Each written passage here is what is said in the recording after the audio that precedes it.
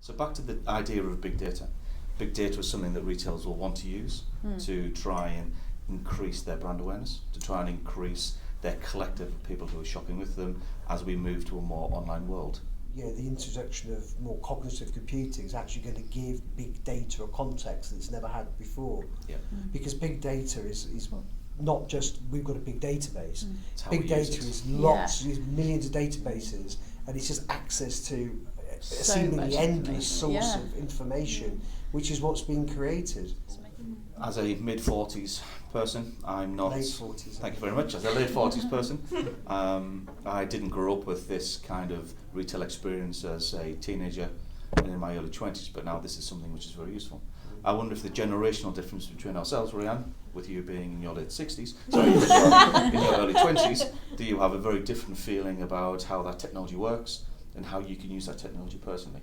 And something you're more willing to accept than possibly I am? Not necessarily. I mean, I think my generation is sometimes a bit more cynical about the use of our private information. I am less likely to open my privacy settings because I really do know the impact of that. Whereas it might even be the generation beneath me, so the Generation Z, who have a massive digital footprint, who have been using social media since day dot, that perhaps don't understand the implications as much. Yeah, actually it's interesting. I think the way you've summed up your generation's view is probably absolutely spot on. You know, it's sort of introduced early in life, so you've been a very early adopter. You know, you are users of it, but you're very mindful because you know the pitfalls and there's all sorts of stories. The people of our generation, you know, hopefully we're different because we work in IT, but probably not. We're less aware of the impact of having a digital footprint. So therefore we probably will give information that you might not give because we're not really aware. But I think the younger generation, the generation who are coming up, the sort of 15-year-olds who are coming through now, they probably, they've got the best of both worlds and make an informed decision that maybe they're more happy to give more information, but give information in a certain way in which it's maybe more controlled, so it's safer.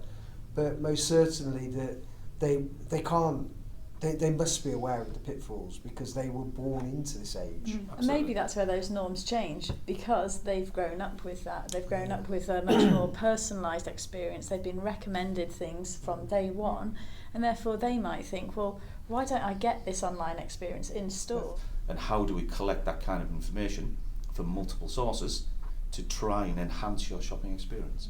And also in a timely way, guys, because I guess what all of this is saying is, as customers, we all have less time. So by narrowing that search, making it more efficient and giving you products that you're actually interested in, it's making the process much quicker, which means would you be happier with that as well? Initially people think they want choice, but actually what too much choice does is put you off. What people really want is make a decision they are happier with if there is less choice.